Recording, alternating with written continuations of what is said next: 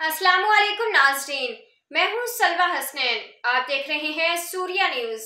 आइए नजर डालते हैं आज की अहम खबरों पर।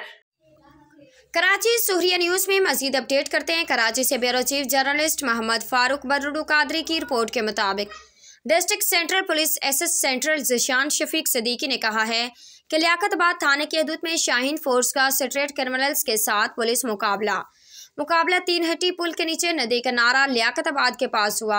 ज़िशान शफीक सदीकी ने कहा कि 2 तरफा फायरिंग के नतीजे में डाकू जख्मी हालत में, जबकि 2 मजीद डाकू बिलाज़िब गिरफ्तार।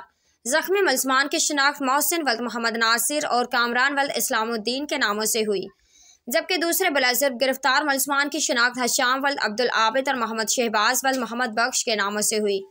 एसएसपी सेंट्रल ने कहा कि पुलिस ने मौका से 4 अदद 30 पर पिस्टल लोड मैगजीन, 2 अदद मोटरसाइकिल और 17 अदद मोबाइल फ़ोन बरामद कर लिए।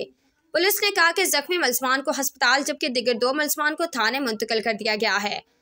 एसएचओ लियाकताबाद ने कहा कि जख्मी मुलजमान और उनके गिरफ्तार साथियों के रिकॉर्ड चेक किया जा रहा है। एसएचओ लियाकताबाद